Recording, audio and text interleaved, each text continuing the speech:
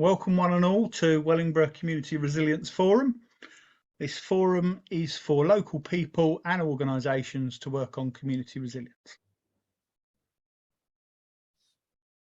The agenda, as you can see on there, welcome. We've just done our introductions and our welcome, so that should have taken about 15 minutes.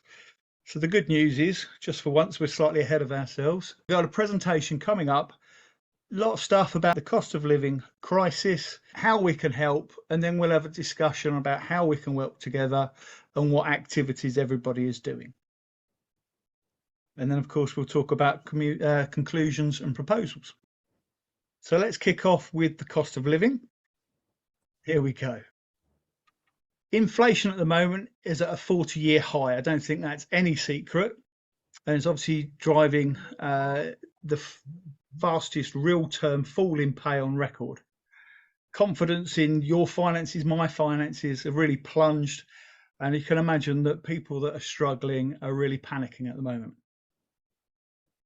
Researchers say that this downward trend is set to continue, and there's eye-watering increases to come, including the one that was announced this morning. And there's going to be hundreds of pounds added to your annual fuel bills as well.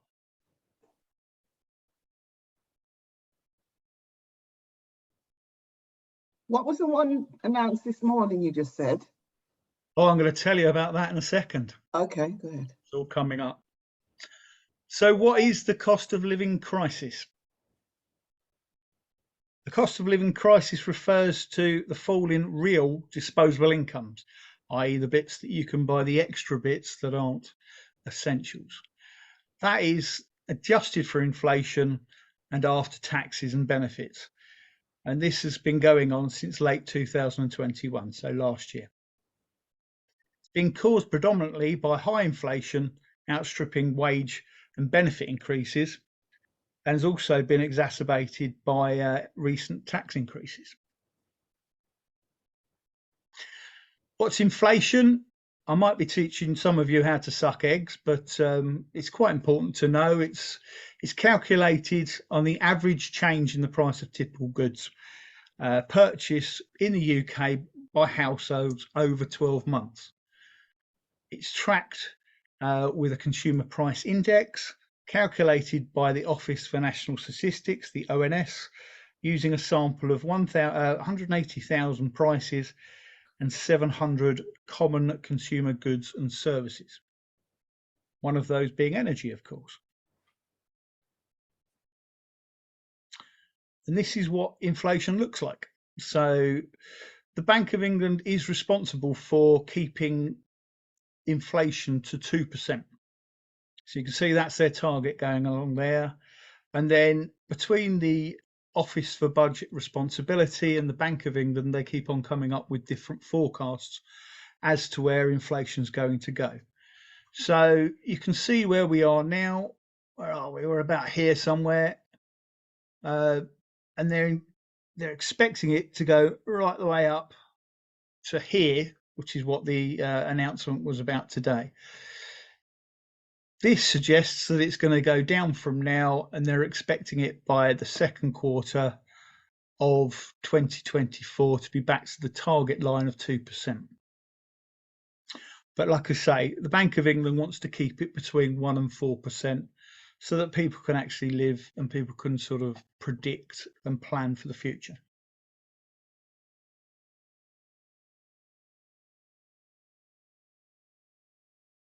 So how are prices going to be changing in the next few months?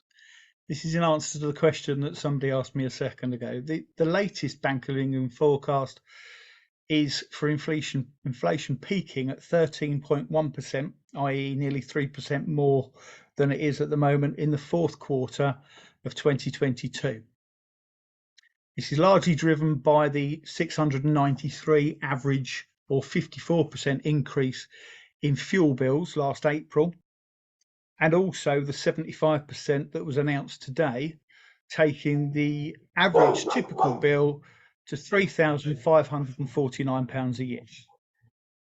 What this equates to is 2.5 times what people paid on average for electricity and gas at the same time last year. And inflation is expected, as I said earlier, to remain high for the next 2 years. So it's quite scary times.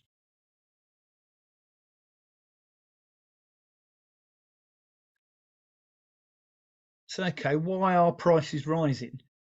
Its cost pressures have been apparent in the economy since mid-2021. Many advanced countries have reopened their economies following coronavirus lockdowns, and that's increased the demand for gas. But other things have happened as well with gas prices. There's been depleted gas storage supplies in Europe. A lot of major economies, including this country, have basically mothballed a lot of their storage and are now finding out that perhaps they shouldn't have done that. There's been unexpected outages in liquefied natural gas production. So that's just exacerbated. And of course, the one reason that we all know about is the war between Ukraine and Russia. And the big worry for the UK is that nearly 80% of households in this country are heated by mains gas. And a third of electricity in this country is also generated by gas power stations. So, of course, we're particularly susceptible for it.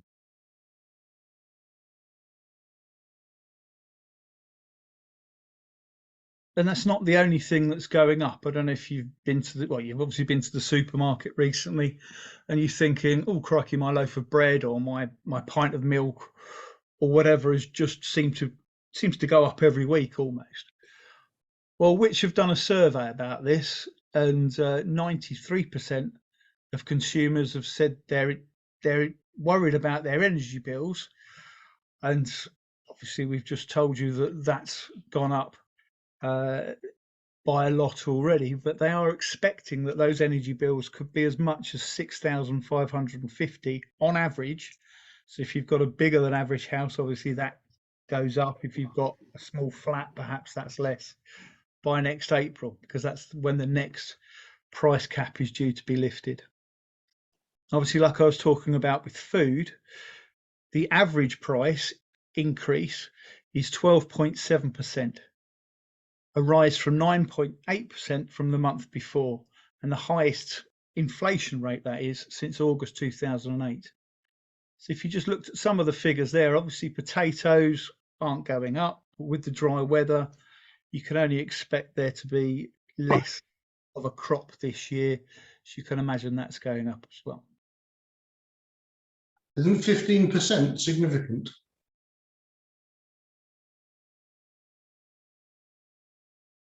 15%? That is significant. Yeah. Well, these are the top ones. So you can see that obviously your flour, your low-fat milk is more than double that. Potatoes, obviously, you're talking about countries, particularly Ukraine, and a lot of countries in that region of the world are very big staples producers.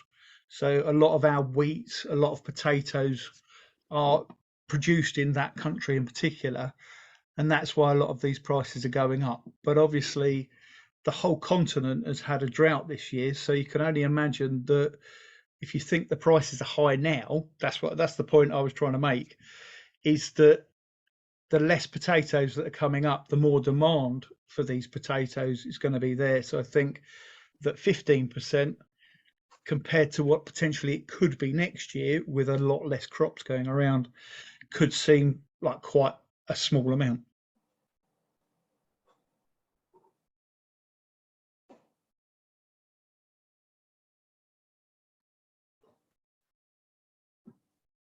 So of course there's our mate Boris. Obviously he's not the only person in crisis. We're talking a lot more people that are suffering worse than him, but you could possibly blame him for some or part of the crisis.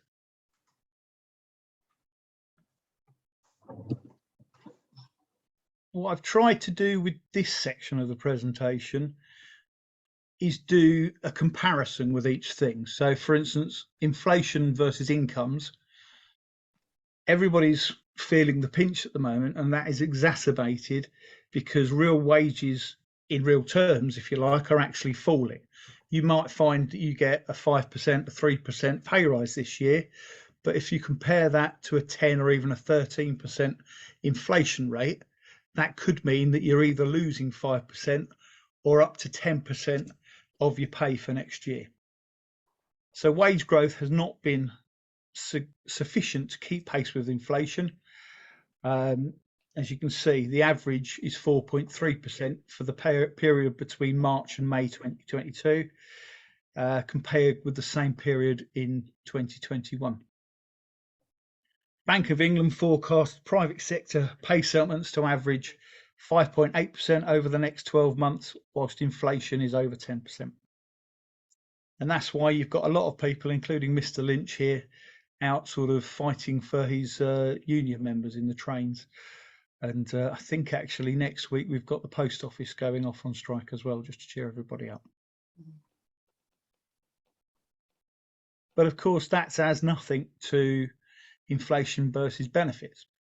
So again, these figures are based on inflation, but it was based on inflation last year, or in April 2022. So benefits and state pensions have increased, but they've only increased by the inflation rate of April.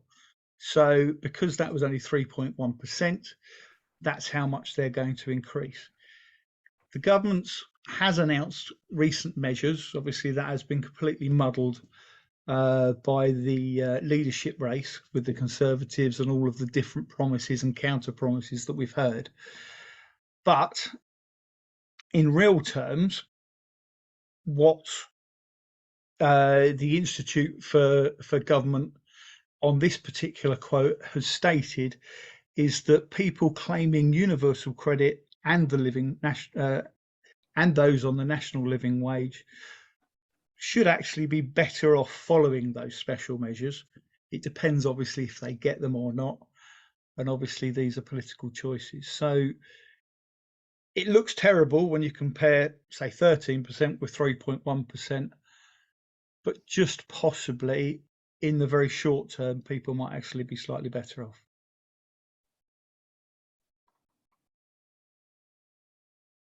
Now, I'm sure everybody's going to say that's complete rubbish to me in a minute, because when you compare what the richest 10% and, if you like, the poorest 10% of households and how they're affected by inflation, you can see here that this is basically in April. So you can imagine that what we're looking at is 10.9% for the poorest, but only 7.9% for the richest. This is because the richest people, the part of their income is greater, so the amount of their budget that is affected by energy prices and food prices is less, so it's only 7.9%.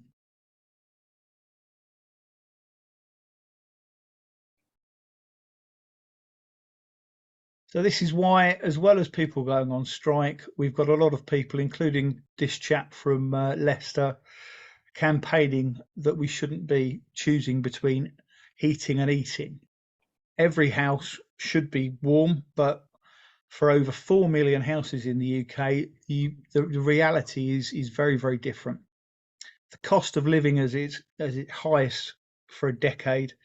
This winter, a lot of people, and with 4 million houses with an average of 2.5 people per house, that's a lot of people that could really be making these decisions, whether they can afford food or heating, or food or sanitary products, cleaning products.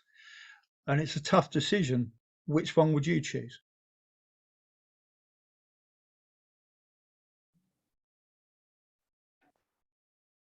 Now, I'm sure we've seen Martin Lewis. I saw him this morning on BBC Breakfast, and he's been saying this for months. He's been saying this for months, that people are actually starting to panic about their energy bills. He told Charlie State this morning that energy prices is a catastrophe that's going to happen. Lewis is urging the government to provide more financial support to people facing high energy bills, and said the public need to know what support they can expect. And obviously, as I said earlier, this has all been put down the line and possibly going to happen too late because we're waiting for a new Prime Minister, which isn't going to happen until I think it's the 6th. It's the first Monday in September until we know who's actually going to be the Prime Minister and they're sworn in.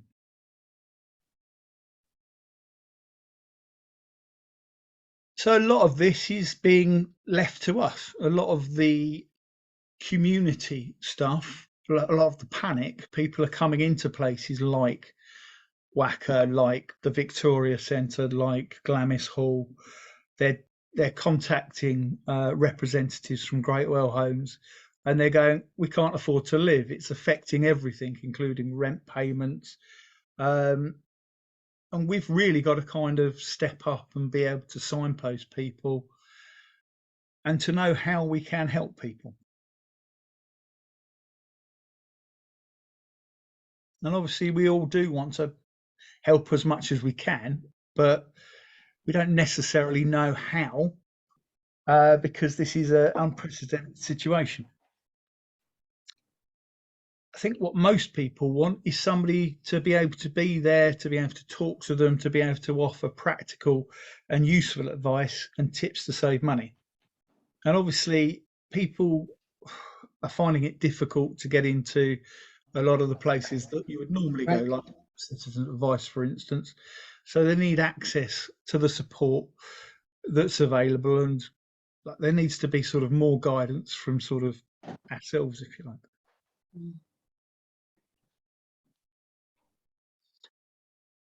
So what support is available?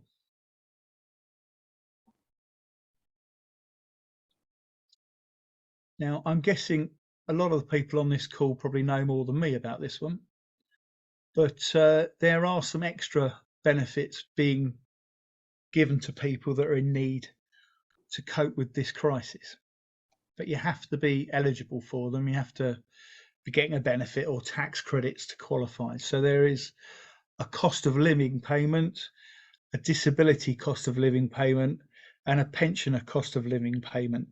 And depending on your circumstances, you could get a maximum payment of up to £650. Now that figure is lucid because that could change in the next couple of weeks, but that's the current state of play.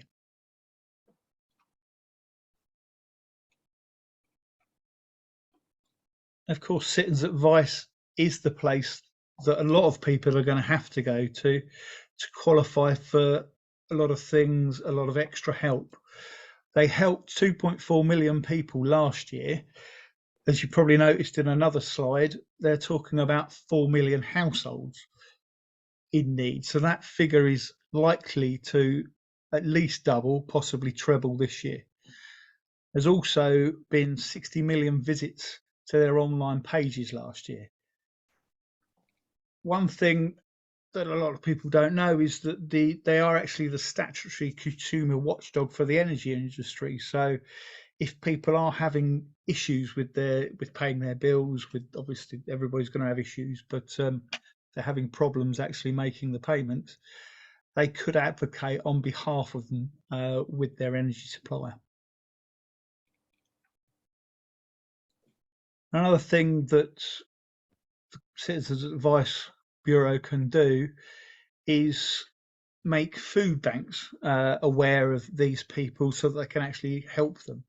So food banks like the Daylight Centre, like Redeem Funds, do get referrals from the Citizens Advice so that they can actually give people that can't afford to feed themselves food.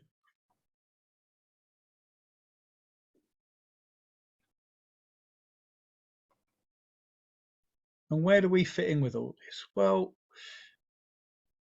this Community Resilience Forum is all about working together. But more than that, it's about, look, silly season has started again.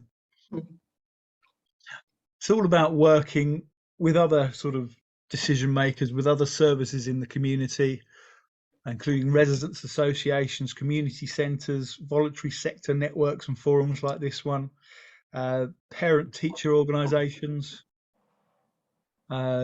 councils for voluntary service. I know there's one in Northampton, libraries, groups that are popping up on social media to support people, and housing associations, housing groups, and of course other community groups. And working on this forum gives us the chance to connect with each other and to try and make Wellingborough a better place to live and work for everybody. So do use this forum. I'm now going to sort of stop this presentation. As you've probably guessed, it's trying to turn itself off anyway. And use our Facebook group and our WhatsApp group and our email list to share your events and your support, and use it to work with each other. And there we go, you're all back. That's a fairly short and precise presentation. Hello, Mary. I thought there was an extra person. Mary's from Redeem Funds, everybody, just in case you don't recognise her. I'm sure a lot of people on here do. And we caught Mary at precisely the right time trying to stuff a sandwich there. So, feel good. There's somebody called Yvonne. Sorry, yeah.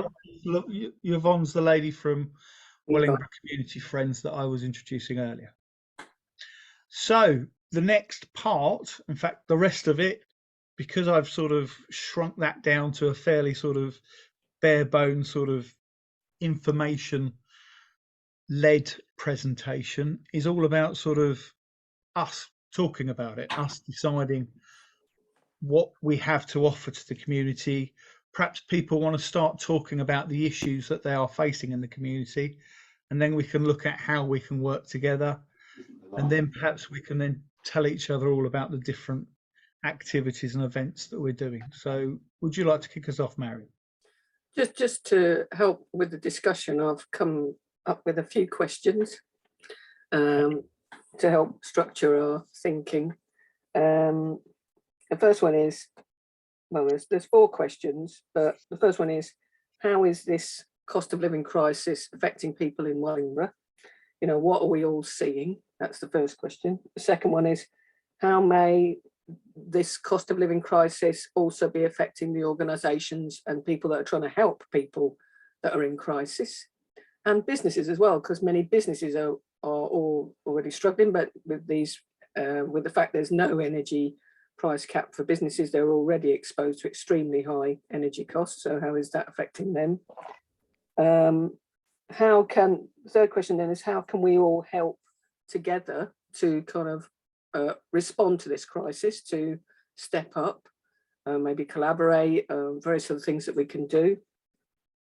And it'd be good to just also talk about the actual support networks in Wellingborough, not just the things that we think should be here, what is actually here now, and how do we help strengthen that? Because I've been in discussions like this over many years in Wellingborough, and lots of organisations that were helping have come and gone in that time. So who is actually available around to help now?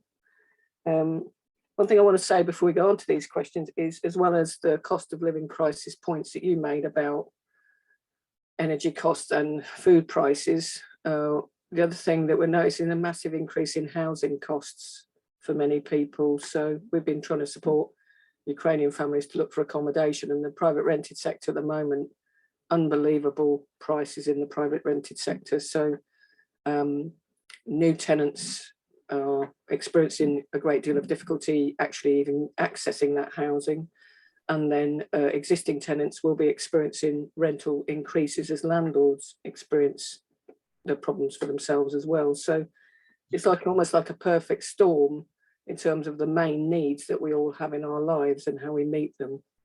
So, and the other point is, I think yesterday when they were talking about this new cap that was going to come on, they were talking about maybe a third. So trying to quantify how many people might need help, maybe a third of the population would be moving into fuel poverty as a result of these energy price rises, particularly not just this one announced today, but also what you were talking about as potential prices in April. So, and when you've got almost probably a third or a quarter of children going to school needing free school meals as a result of this, then we've got a lot of challenges to face.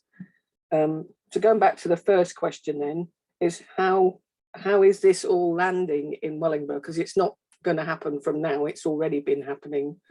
So how is it landing? What are you witnessing in your work, or yourself, or your family, or your street? You know. I think the questions that you've just asked are almost identical to the ones that I've just structured in the presentation, but thank you very much for those. But it is a good place to start, and I think that's pretty much where we started. But people like Nikki and Kevin and Joe, obviously at the forefront of this, we've seen people communicating, coming in, using their services that are really struggling at the moment. Would anybody, Mary of course as well, crikey, I was at Mary's this morning, and you had people sort of queuing up before they'd even unloaded the back of the car with the food that you're trying to supply to people. Would anybody like to start off and say, have you noticed a difference in how people are sort of are at the moment, or have been over the last 12 months, and are things getting better or worse? Kevin. So we're doing a family food project at present, covering the summer holidays. We are aware of various people in the community who are regularly part of such projects. We're also aware of others who have excluded themselves, because although they're in rather tough situations, they've got enough pride that they will say, no, I don't want handouts, I don't want assistance, even when we approach them directly. Once again, when we started this project, we did approach people who we knew were like that, and they said, absolutely, yes, we need it. We're not able any longer to pretend that we don't need that support. So this was a surprise for us, having had the previous responses from them. So people are really beginning to feel it. But can I also just throw in something on the fuel side? The pricing of fuel and heating is, as we know, going to be horrific, but it doesn't even mean guaranteed supply. The power industry themselves have said that they kind of expect brownouts and blackouts, and that people need to have a resilience for when there is no power for heating and cooking. Now, they've not specified when those are likely to happen, how long they'll last, probably because they don't know either. But it's a very insecure fuel situation nationally, internationally, and therefore locally. So that's something else we need to bear in mind. Thank you for that, Kevin. Would anybody else like to chip in next? Mary? Right. For me, I think it's currently after April, March and April. After that, I've seen a lot of new families, and I love to be out, even though I have got my job to do it, but I love to be out and see people and talk with them. But as Kevin said, sometimes it's really difficult for family to come there and ask for help. And I want to be there to make them welcome, like it's okay to ask for help. You don't have to worry. And some people, we encourage people to donate. We don't want them like, oh, it's a freebies, come and grab it. And people are very much, there's a feeling like, yes, I'm giving, at least it's a £2, £3, we're giving it back. So they feel a little bit of sense of, right, it's okay to take because we are giving a bit back to the community or the food bank. Loads of families. The food I used to put outside in the morning, sometimes I used to have that till like 4 or 5 o'clock. It used to be there, but within this couple of months' time, by 12 or 1 o'clock, everything goes empty. And I was like, what gone?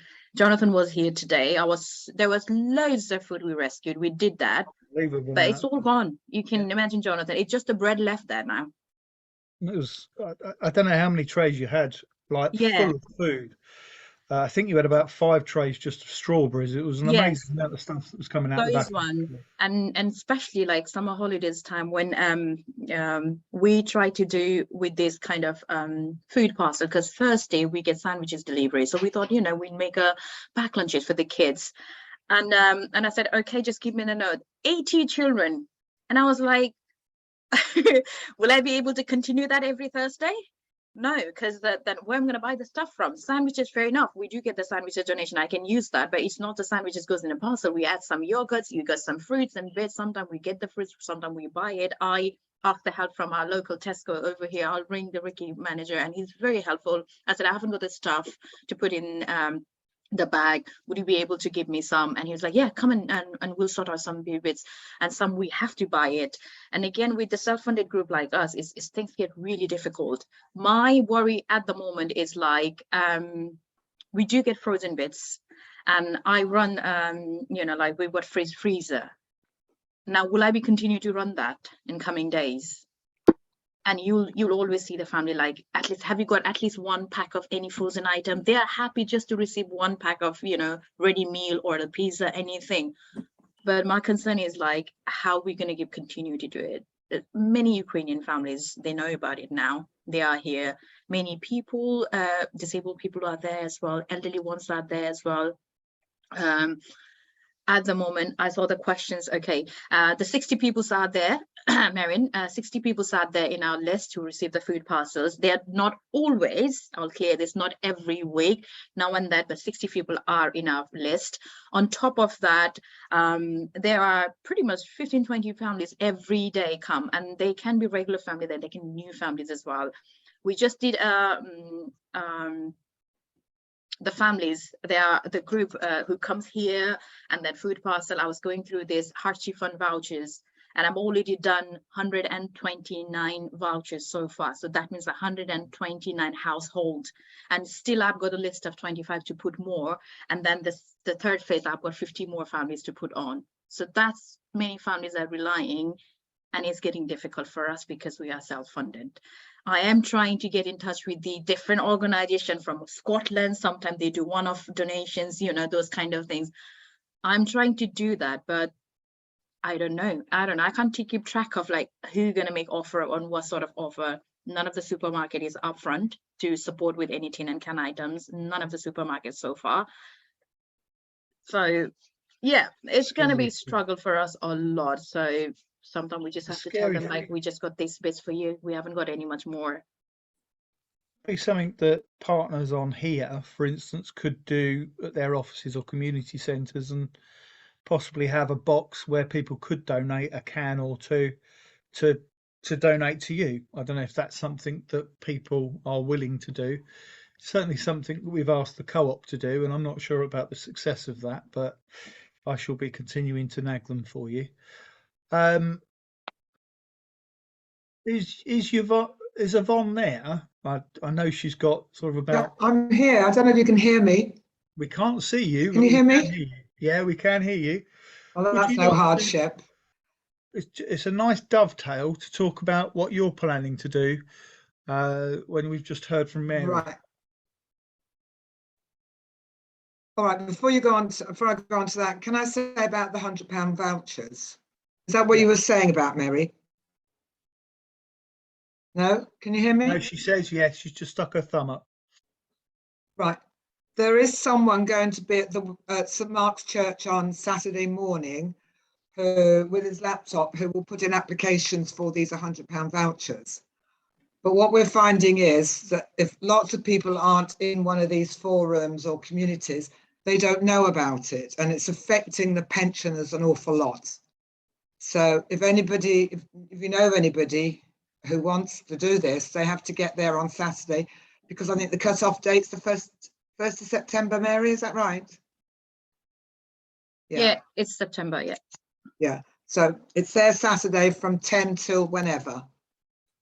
I know that's also being offered by Glamis Hall as well. Joe's got some. I don't know, Kevin, you've probably got some too, I would have thought. Yeah, we've got some at Wacker as well. Exactly, yeah. So that is something that a lot of community centres have got, but trying to get the message out there is an important thing to do for everybody. Would you like to talk about your Wellingborough community friends? I'd love to. We've still got you. Right.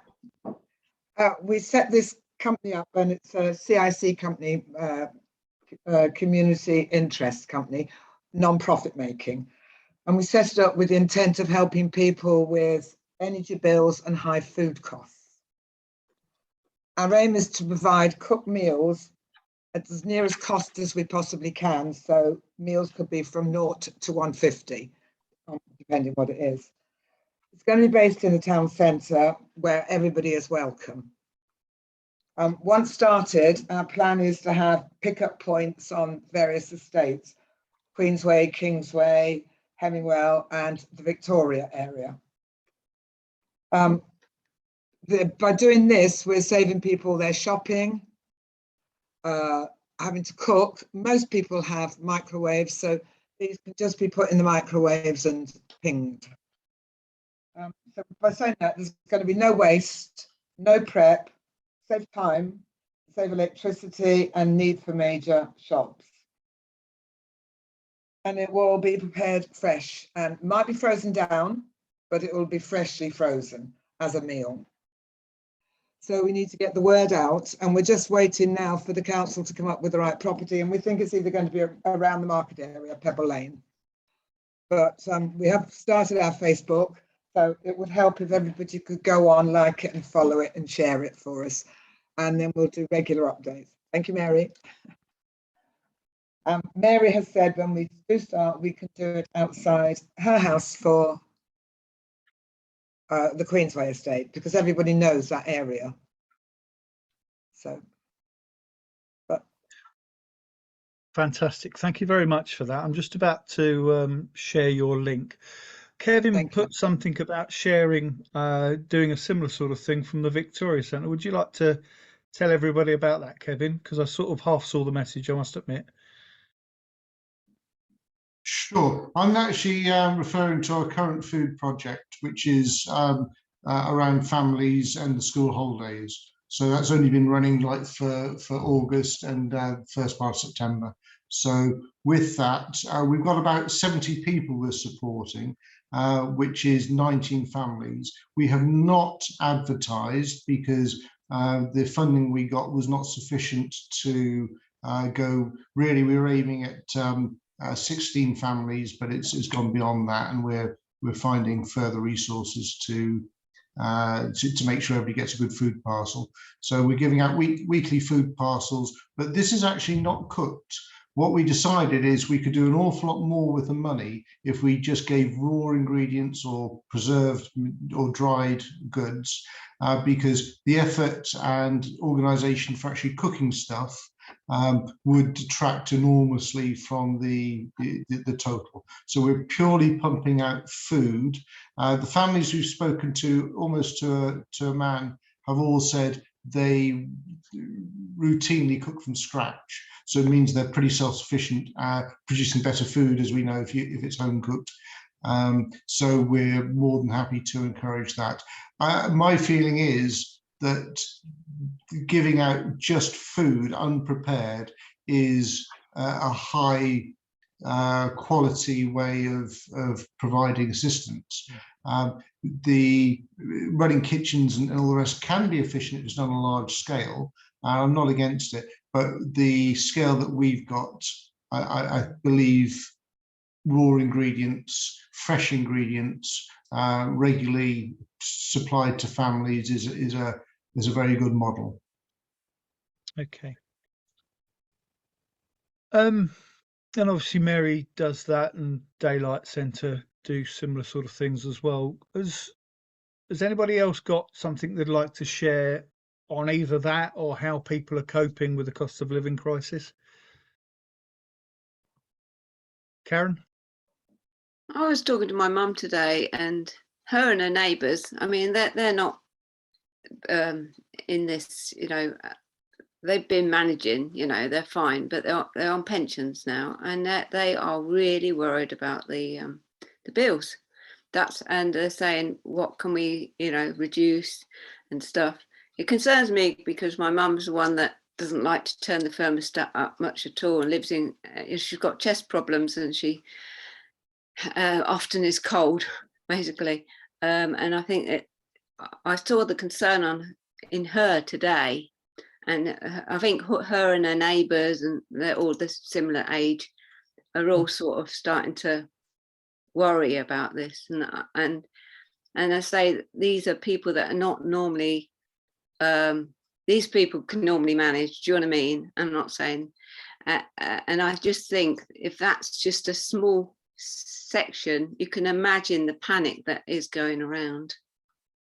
I think you're totally right, Karen. Is actually that is probably hit the nail on the head, because that section, be it the older people or people that just about are getting by at the moment, are going to be not necessarily qualifying for these special measures that the government are bringing in. I think they're the ones that are going to really struggle the most, because there's not going to be the extra coverage. And I think it might have been Kevin that was saying that these are the people who are possibly also going to be too proud to ask for support. So it's sort of up to us to kind of try and identify these people and to try and sort of signpost and try and offer the support to them.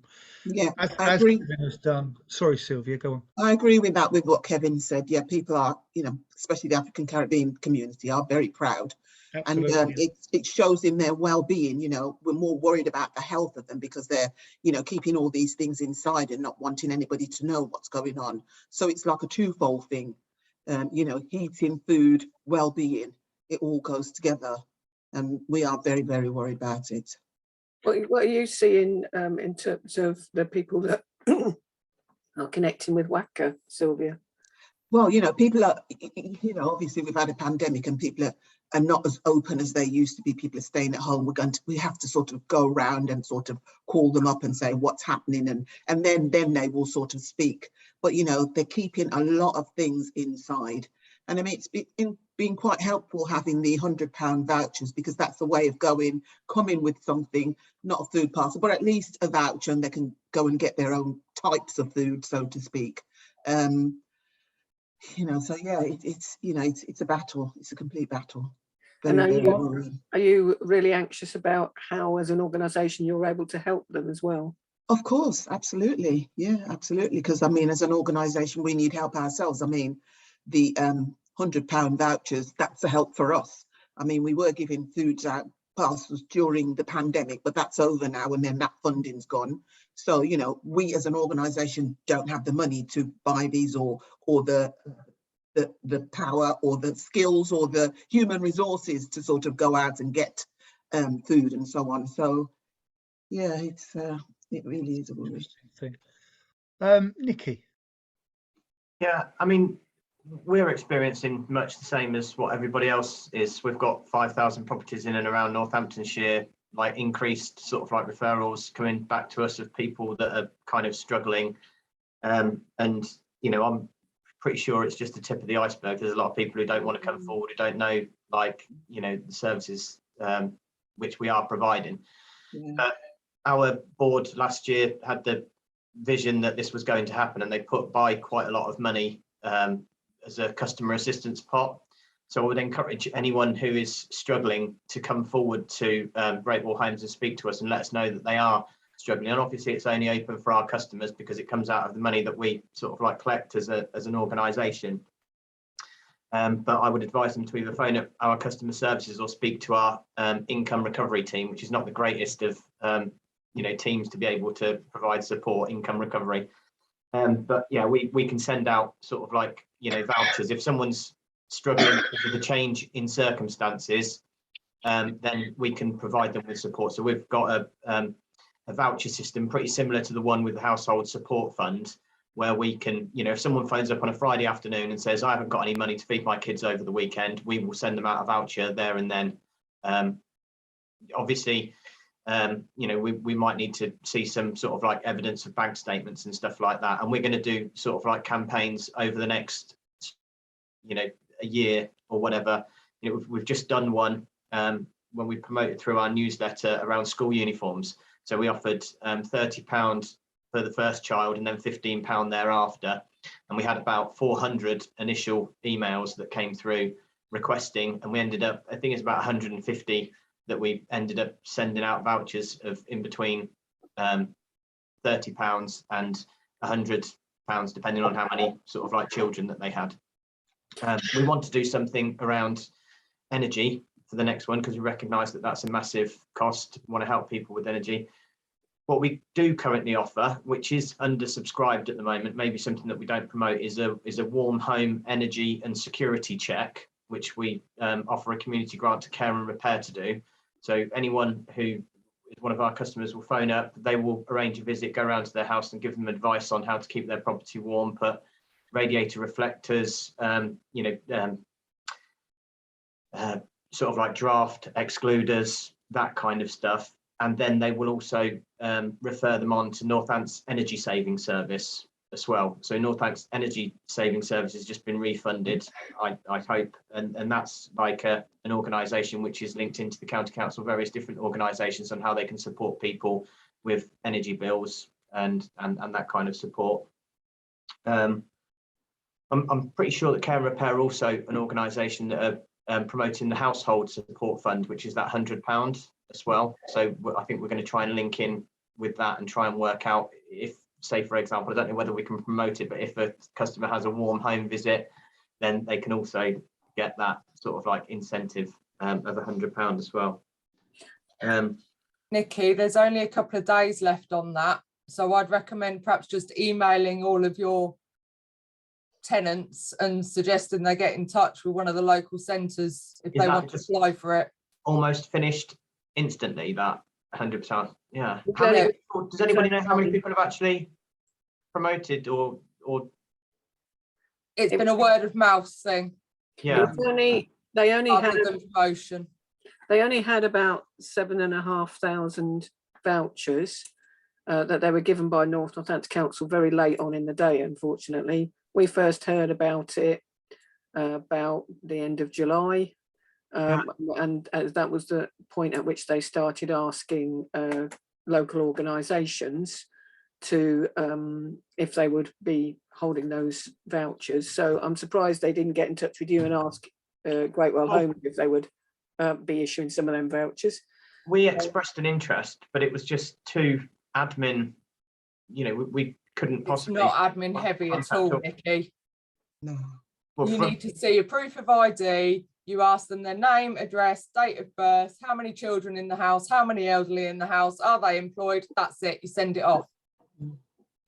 As I said, there's someone up with St Mark's Church tomorrow that is filling these forms in for you if anybody wants to go along. Yeah, or give them mine or Mary's or Sylvia's details because we've got access to them as well. It has changed a little bit though, hasn't it, Joe? Because before we could put it straight through and get the vouchers to them immediately. Yeah. Now we're it has to be approved now. 2 or 3 days, which is a bit annoying, but they look at the sheets after 3 o'clock every day, and then that's when it gets updated as to whether they've been approved or not, because there has been a lot of people in the first 2 weeks abusing the system and going to multiple places. So then they're having to check that only one person is asking, or one person in each household is getting the voucher issued to them.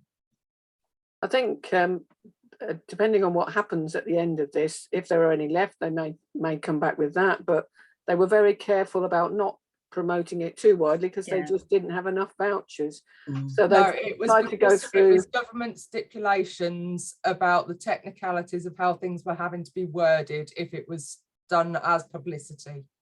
But that's what he said to me, the guy organising it. On the training thing we had, it was about how things were worded and how the government were wording stuff that was causing problems. Joe, if I'm not mistaken, I think I rewatched the training video where you attended originally.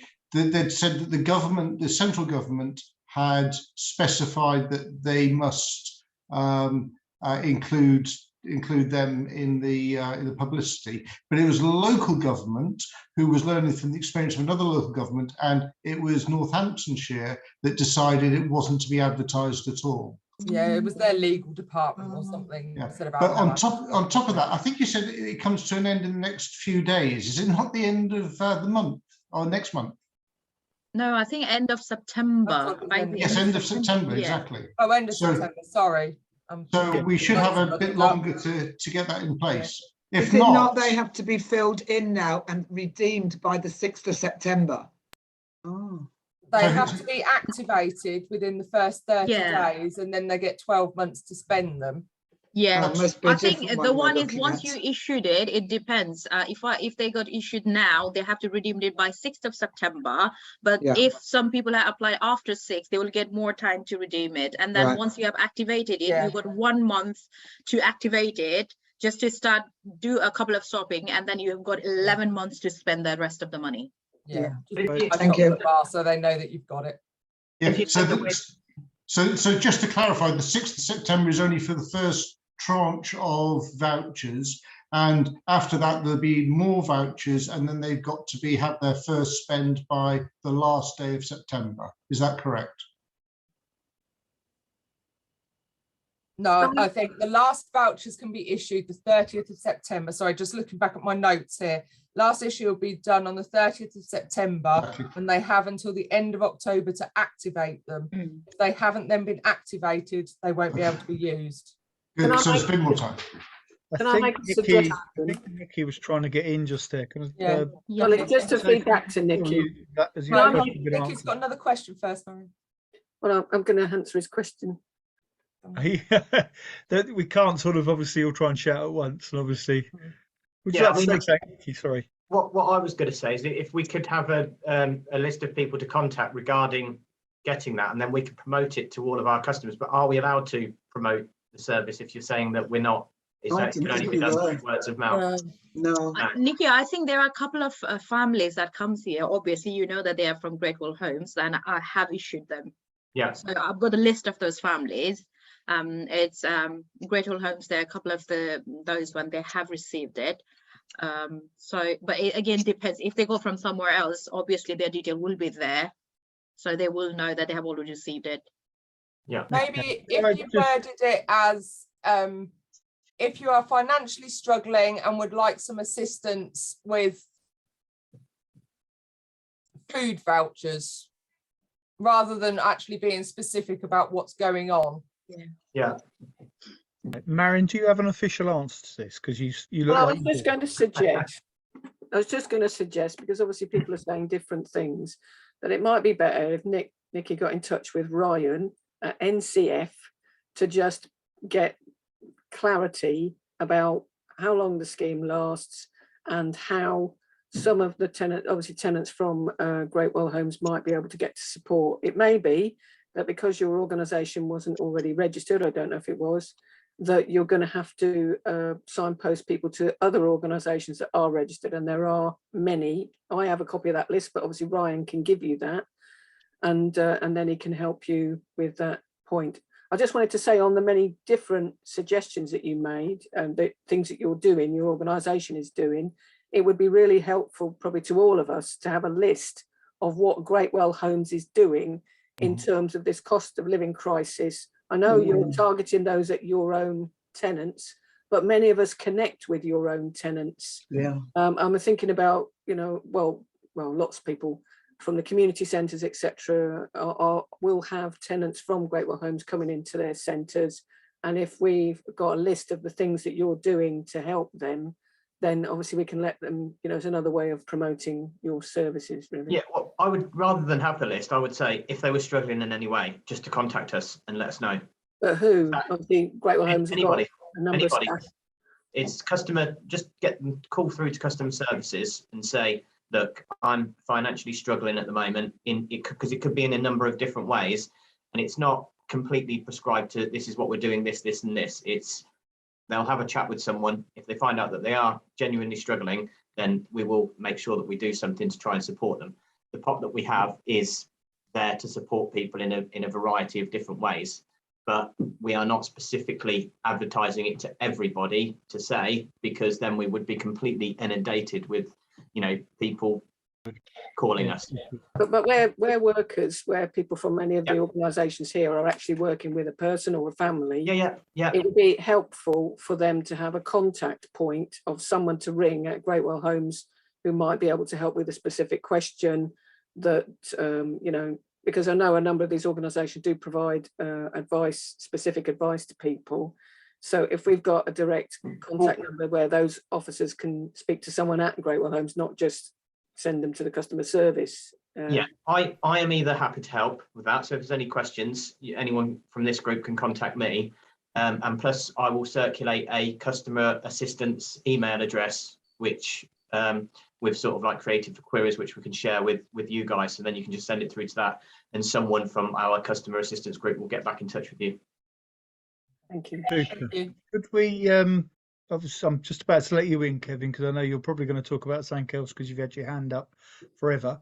Obviously, I think we're meeting next week, aren't we, Nikki, to talk about sort of ways that I can work like with the eco group and more with yourself, that perhaps some of these things we could eke out a little bit more on that. Yeah.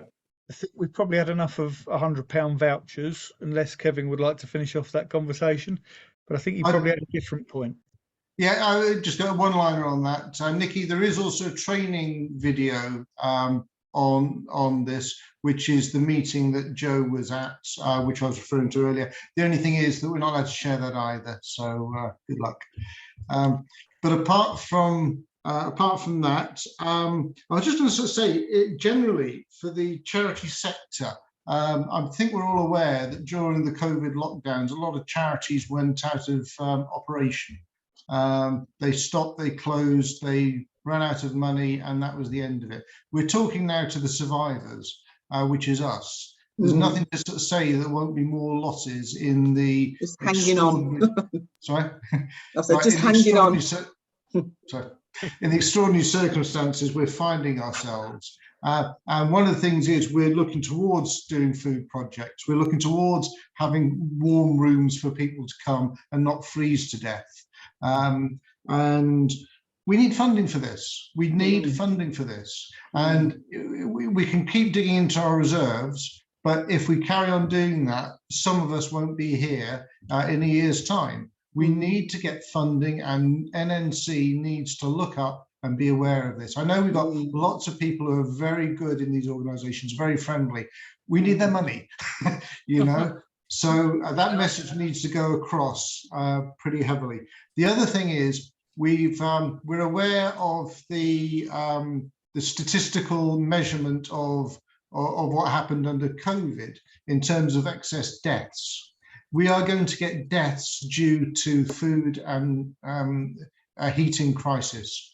What I wonder if it might be useful is if we get the statistics from years prior to COVID, sort out what the excess deaths statistically should be for the coming winter period, and then start highlighting it, not retrospectively, but as it happens, and say, look, excess deaths are up by 10 this week, or 40 this month, or whatever it is, so that we're not looking with hindsight, we're looking with foresight and with the current situation. And again, you know, this is, as Jonathan said right at the beginning, these are down to political choices.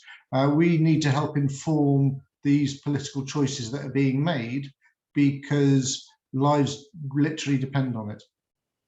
Could I ask somebody who probably hasn't spoken yet, either Jaya, if she's there somewhere, or Joanne, talking about money? Joanne, might be an interesting place for you to go in. You've just moved on the screen, so I don't know where you've got on my screen, but there you are. Would you like to talk about sort of what Wellingborough Town Council are doing, and if you've had any sort of instances where you've been affected by the cost of living crisis?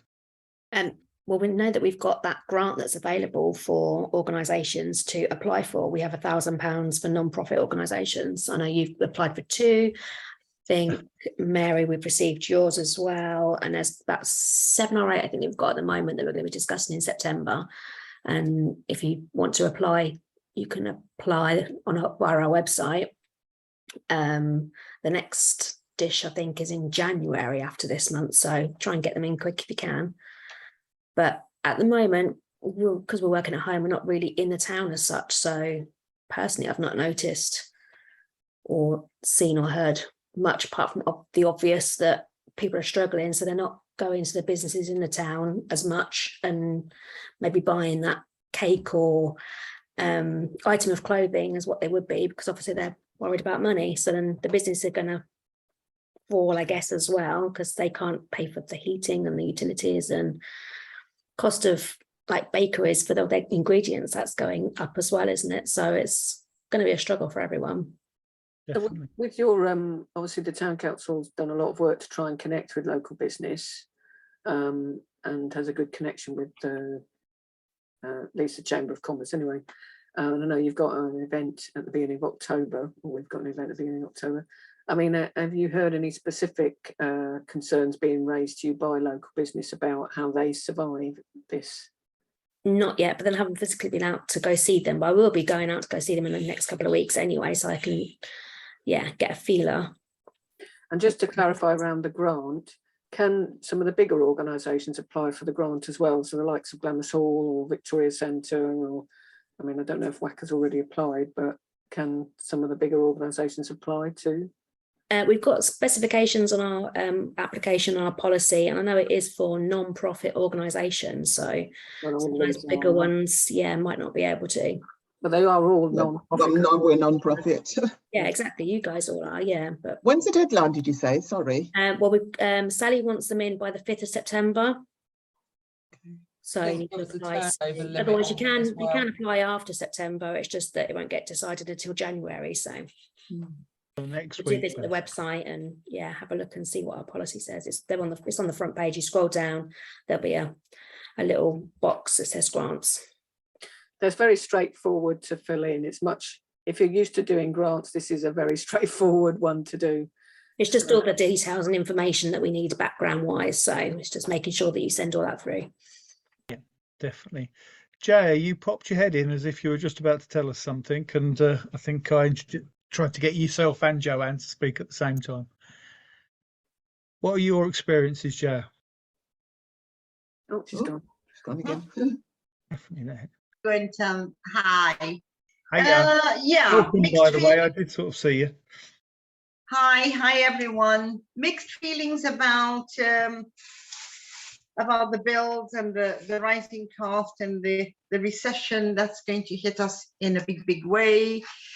Lots and lots of people are, I mean, we've even had people stop coming or attending today's daycare because they can't afford or they're saving up on whatever money they have for their bills, which I think is really sad because, you know, we run a centre and it's for their benefit, really. And if they can't afford to contribute £3 for, you know, a day, plus they get a meal with it as well, then I really don't know where we're going to be in the next 3 months. So that's Dostio, isn't it? Do you want to just, some people on the call might not have heard of Dostio before or know what you do, Jay. Would you just tell people what you do in Wellingborough? Yeah, I think many people do know, but okay, so I run a day centre from the Victoria Centre 2 days a week, a Wednesday and a Friday, from 10 till 12:30. On the Wednesday, we actually look at exercise, something healthy for people to do. So it's exercise, and the snack that follows that is again a very healthy one as well. So it's about looking at diet, health, fitness, helping people with isolation, trying to get them to kind of befriend others within the group so that it kind of like cuts out the loneliness for them. You know, if they live near each other, they can visit each other, etc. And then the Friday one is really for people who are experiencing mental health problems, mental illnesses, who are isolated, low, depressed, struggling, whatever. And if they wish to, they do come there because obviously they need a little bit of an extra, or they need a little extra support. So, you know, we do things that are quite therapeutic for them. So today we done like mind games. We did a bit of cup stacking, just basic things, you know, sensory things as well as mental, physical, music added with it, laughter, jokes, this kind of stuff, just so it helps them to be themselves, because a lot of them say when they're at home one of the things that they find really hard is they can't be themselves. They have to be, when they're around family, most of them live with families, and it's, you know, we have to follow the rules kind of thing. But when they come to the group on a Friday, they let themselves, you know, be who they are. They experience, they say things, whether it's correct or incorrect or whatever it is, but still they're able to do that, which I think is really good. So I started this off about in July, no, first week in June. And I started off with 3 people, and I now have 13 that attend that on a Friday. So I think it's growing, and there's a need for that. And I don't want them to stop because of the contribution of £3 that I take from them. You know, this is from 10 in the morning till 2:30 in the afternoon. And I think £3 for that is really a very, very low cost, you know, for that. But we'll have to see what happens. We also have NCC that come in and do craft classes with us. And today they absolutely enjoyed the class. So yeah, I'm looking forward to, you know, carrying on like this, but I'm a little concerned about some of my members that have left because of their huge concerns and worries over what is going to happen by the end of the year. Thank you for that, sorry, Jay. can I just ask something? What? Sorry, Jay, you said that your people are worried about their costs. Are they worried about the costs of asking their families for money? Because you say they would mostly live with family, or are they actually worried about costs? And is the ones that live on their own that are more worried? I think it's the ones that live on their own. Right. So the ones that have stopped coming are the people that live on their own. Mm. And I am concerned because, one, they're isolated. Most of them are going through, you know, health problems. So yeah, those are the people that they don't want to come out because they're worried. But the ones living with families are also, how can I say, some of them have got a little bit of a controlled budget. Yeah, which is a very we're noticing sad it with thing. some of ours. They feel like they should be worried for their families that they live with, but they really don't need to. No, they don't need to. Yeah. So they're like, oh, you will, before in £20, I was able to do X, Y, and Z. Well, I might not be able to do that in £20. And I'm like, but you get your benefits, and your benefits are for you to spend it on yourself and what you need.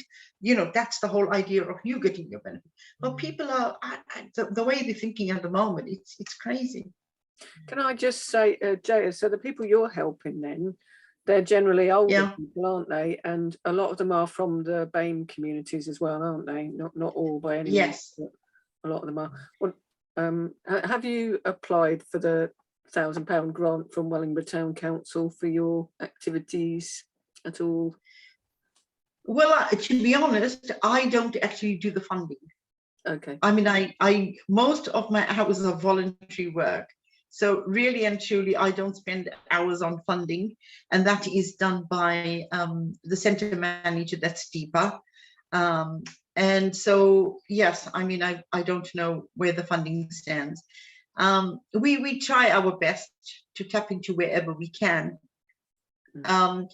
We also rely on donations. I mean, just today I helped a family who then wanted to give me some money, and I said, well, I'm sorry, but I don't think it's acceptable. So he donated that money. In fact, he doubled it for the group, which I'm very, very grateful.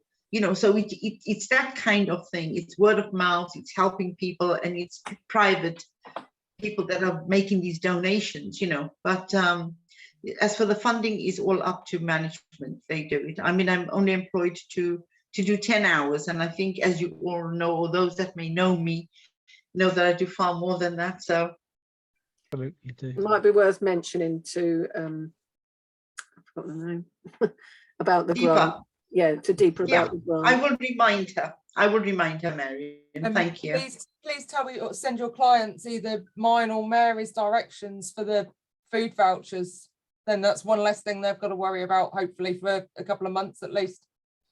Well, I think they're doing it at Victoria Centre. So Kevin said, yeah, Kevin's doing it at Victoria Centre, aren't you, Kevin? The vouchers. Yeah. Could we move on to things that are that are going to be happening and services that we can do between us. Like, I know a lot of people have already told us about the services that they're doing. I know Joe, you, like unusually haven't told us what's going on at Glamis Hall, so perhaps we can start with yourself to tell us more about sort of what you're doing, and i.e. what we're doing in some ways. Yeah, well, we now have an eco hub in Wellingborough. We do, from the 1st of Congratulations, Mr. September. Hornet. Thank you. So yeah, we're working with the eco group to support Wellingborough on the Tuesday tidy ups, the fair, food shares, clothes shares, book swaps, toy swaps, and everything else swaps. We'll be continuing to support. Yeah, the Welly Wombles. You want me to tell everybody a bit more about that, since you've introduced it now? I was going to sort of save that as a treat, but oh, sorry. No, it's all good. That's No, the it's big thing we're doing to support the community. We are, yeah. The eco hub's you all been sort of things done in an environmentally way, and community events and activities. So we're hoping to have food sharing events, be that veggie vegan or be that general. We're going to have like little cafes in there. We're going to carry on with our food sharing events, our swap shops, our welly wombles, our repair cafes, our growing and showing, our community allotment sides. So there's a huge amount going on. We're really hoping to work more, even more than we already do, with the likes of Glamis Hall and Redeem Funds. I did try and talk to Mary this morning, but it was a rugby scrum, wasn't it? So that wasn't going to happen. So we'll catch up. But that doesn't exclude us not working with the likes of Kevin and she's gone, Sylvia, to try and broaden sort of all the different bits that we do across the town. It's just that we felt we needed a base. And the obvious choice, and somewhere we've been very successful over the last year, was Glamis Hall. And as a bonus, it's all renewably powered, so that's very eco. So we thought that was a bit of a winner. So 1st of September, we're going to have an eco hub. And I'm already meeting you, Nikki, aren't I, next week? I'm not sure we've quite set a date yet, but hopefully you can come down and see us on there on Tuesday. That'd be great. Go on, carry on, Joe. Sorry, I've stolen your thunder. That's all right. I stole yours. I mentioned it. We've obviously had the WCAP project running, which is Jonathan and Marion. So that's been looking at helping people save money with their energy and be more aware of their energy prices. In reference to the energy prices, something I came across my desk today, and I'm slightly annoyed at it. And I think some of you might be. I can see why it's happened. I look after the energy accounts for one of our day centre clients. He is a not poor, but not well-to-do gentleman, well-off gentleman. He lives in sheltered accommodation. So his monthly rent covers his bills to a certain degree, but he does pay an electric bill. He normally pays about £25 a month for the year, every month over the course of the year. He's just received a £400 assistance payment. And he lives in a venue that if he's cold in his flat, he can go and sit in their communal lounge because they will still have their heating on, as it's their responsibility to keep that area warm. And I just think, and I know my nan lived in Rosewood Court, and she had financial help and the winter fuel payments and things every year. And I just think that perhaps if the energy companies had looked or worked with the government as to who receives what benefits, maybe make it a little bit more means tested, possibly, then there would have been more to go round. My dad's eligible for the winter fuel payment because of his age. He doesn't want it. He gives it to charity every year. And I think that perhaps that would have been helpful to support people that do need it, more than just blanket across a group of people in society and catch a lot of people that don't need it. It's very difficult. I think Kevin would like to make a comment on that, if that's okay. Yeah, I know it's difficult. I mean, it poses all kinds of problems, and then you start looking into people's finances and things, but I just think it's harsh on more than it's benefiting. I'd just like to say, if we're looking at the structure, sorry, if I'm on, am I on? No, yeah. So if we're looking at the structure of how the subsidy is coming through, as against what the market is permitted to do. There are really some things we could be taking issue with. It's probably not our place, but I will just point out that by putting money through to all the individual users, all you're doing is pushing off the point when people will run out of money to pay their bill. You're actually guaranteeing the profits of all the power companies who are making enormous profits. What they should have been doing is capping and doing a clawback on the supermassive profits they're making, and they should have been actually having a cap, not just rolling out things which they call a cap, which is just giving a blessing to the price rises. Could I just jump in before I let Marion return? If you're in France at the moment, this is how sort of what Kevin's saying. France have actually managed to cap their energy bills for their citizens to 5%. If you compare that to what we've done, which is like 2.5 times, so 250%, it's an amazing difference. And the only reason why they can do that is because EDF is state owned. So they've actually, the state's got the cap. Now, is that a better way of doing it? Because Joe, actually, what you're doing there is benefiting everybody, but in a different way. So I don't know, Marion. I just wanted, I mean, obviously we've got no control over what the government does or doesn't do and what they may or may not do going forward. But in maybe as in times past, we could, obviously people and groups and organisations like the people here and others that aren't here are going to be really wanting to step up to help people across the community. And maybe we could just actually start asking people if they're getting a payment that they know they don't need as much as perhaps others, if they felt like donating it to perhaps a project that we could collectively create, which would be like the I don't know, come up a name, energy support project, or not energy support, cost of living support project, because we've all talked about different activities that organisations or groups are doing, but I think this is nothing as to the tsunami that we're going to get and that we are getting in the next few months and years if the government doesn't step up, and we cannot know when they will or not. And even if they do, as they've done here, that it is a sort of a blanket approach, which is not really going to help in a very necessarily, it will help to a certain extent, but it's not solving the problem. So perhaps if we could have a combined banner where we're saying, look, let's create, so it's asking people to donate to that fund to be able to help people and to help organisations to help people who are struggling. But that's, I mean, we've talked about what we're all doing individually, but what can we do together? What can we do collaboratively?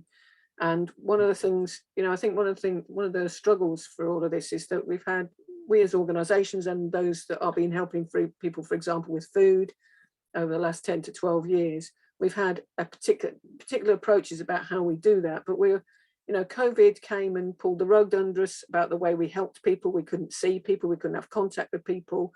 Well, we could ring, but we couldn't, be near each other. So we had to rethink how we did things then. And we're going to have to rethink about this now as well, because the ways that groups, the organisations have been helping, the ways that the food banks and those food systems have been helping isn't necessarily going to work if people are scared to put the cooker on and to cook the food that they might have just got. So we're going to have to come up with different ways, but that also brings pressure onto the organisation. So if we do something like community kitchens or something, I mean, I know Yvonne talked about meals going out to people, but maybe if we're looking at, could we have in the town an offer where people can come to one place a day and be able to get a hot meal at a really affordable level, but obviously that's going to pass the cost on to those organisations. So maybe if some people from the community were prepared to put a bit of money that they're getting into a community pot to fund that, then maybe that starts to help us to do things in a different way, because I think we are going to have to respond in a different way. And we can, of course, go to the big organisations about this, but we've waited a long time for them to help us on other things too. So it's more about what can we create together. And I think we saw during COVID, we all came up with some really good ideas and we did some amazing stuff, and we can do that again. But let's not understate how big it's going to be. and maybe we just have to think differently about this challenge, because the stuff we've been doing, as much as it helps, is going to be nowhere near the challenge, the size of the challenge. I think what Marion's introduced there is possibly the subject for the next Community Resilience Forum, because unbelievably, the hour and a half's done. I think we've definitely addressed a lot of the problems that are going on. I hope that those that wanted to share what activities they're currently doing and what they're planning to do have had the opportunity to do that. But I think, like, it's Friday afternoon. We do promise that this is only an hour and a half long. Perhaps if we are sort of wanting to go back to school, and obviously the kids are going back to school fairly soon, and perhaps do a bit of homework on that and try and work out sort of panaceas, utopias as to what you'd like us all doing together. And then perhaps we can have the next Community Resilience Forum as solutions moving forward together to address this. Yes, there are sort of Kevin and ourselves. Kevin at the Victoria Centre has been doing a lot of energy saving workshops. Wellingborough Eco Group and the Wellingborough Climate Project and Glamis Hall have been working together to deliver energy savers, which I'm hoping that the Eco Hub will have live workshops there where people can bring in and liaise with the likes of Greatwell Homes to seek support. But it'd be good if we could have a whole town approach. Joanne. Yeah, so obviously we can help promote these things as well, because like you say, you need the people to come in to pay the charge to then have the service carrying on. So yeah, send any promotional material that you have to the email that we've all got together.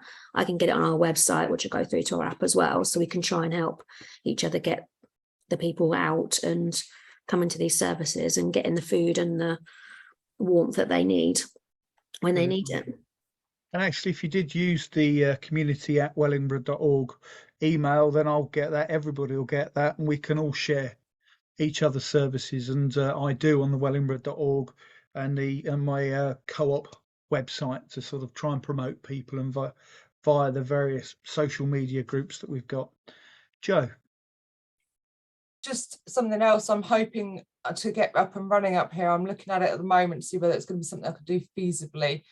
A couple of years back, many years back, we ran surgeries here with the police, with Greatwell Homes, where people could pop in once a week, once a month, once a fortnight, however often the organisations could be here. We had community law were here, fish were here, so people that could get advice. So I am looking at getting things that I've already spoken to Greatwell Homes, I've spoken to the police, I've spoken to a couple of social prescribers to look at trying getting wellness as well as help for anyone in the area that wants to come and meet with people. So keep an eye on this space. I'm hoping to get something up and running where it'll be sort of an advice room, and it'll be different topics on different days to try and get the support to people that we can. Fabulous. And I'm sure that's something we can work with each other on with the new Eco Hub. Marion, and this has to be, sorry, Joe, go on, you were going to say. No, I think that was me. That was you, Yvonne. Sorry, Yvonne. Yeah, sorry. Can I just say about what Marion was saying about community area, cafe and all that? When we first started doing this soup kitchen, we wanted Tithe Barn, which is ideal. There's the cooking area, that we can do various other things to entertain in the afternoon. But we're told, no, you have to take every single item out every night. You're not allowed to leave anything in, which is totally ridiculous. It's a public property that is perhaps 1%, if not, well, 5% used throughout the year. Mm. We offered to honour any bookings that were taken. Mm. So if there was a wedding there, not a problem, they can have their wedding there, and so on. And we're doing what the council should be doing. Yeah, totally providing. Agree with you. So it needs all the councillors to get onto them. It's a common problem across the voluntary sector, I think. One last point from Marion, because we're 6 minutes over already, and I am usually quite strict at kicking us all off at past. Just following up on what Joe said. Today I met a new lady from Citizens Advice. We've all seen that the Citizens Advice service in Wellingborough has kind of withered over the last few years. For quite a while, we had that really good service at Fish, the shop on Cambridge Street, and community laws service there. And I think there might still be a bit of that, but not much really. But anyway, the Kettering and Corby Citizens Advice Service are looking to branch out into Wellingborough. So I've got a new lady and contact details for her. So, both for what you were saying, Joe, but also I think colleagues at Victoria Centre would probably, and at WACA and anywhere else, would probably be very keen to make contact with this lady who's called Karen, and get her to come down and see what support they can provide to yourselves in terms of helping people. So I'll send this email and contact details to Jonathan to share. Or just post it to the community@wellingborough.org and everybody will get it. It's on the list. Mm-hmm. Peter, you haven't said much for a while. Would you like to add anything in the corner there? So I've put you on the spot. I do apologise. No, it's fine. I'm on mute. I found it all very interesting listening to everybody's comments and what everybody's up to. I think the crux of the matter is it's all down to funding at the end of the day. It's such a colossal problem. It's got to be down to central governments, hasn't it, to come up with the goods. It's such a huge problem. People are unfortunately going to end up dying, and it's just a matter of trying to limit the numbers of people that do unfortunately succumb over these coming months or years. Hopefully not years, but months. And it is going to end up being down to central government. Unfortunately, I would probably say don't hold your breath. Well, that's exactly why we're doing this, because in our experience of the COVID pandemic, we found that the response from local government, obviously you can't be blamed for this, Joanne, you weren't there, but was just invisible. So a couple of the community centres here and others that are on the call did it. Anyway, it's definitely overtime now. Kevin's trying to go, so you'll be glad to know we're all going now, Kevin. Thank you everybody for coming. Thank you for all participating. Great to see some new faces. I will publish a video of this and a small report about what's being said. Have a lovely bank holiday weekend. Thank you. Goodbye, everyone. Take care, everybody. Bye.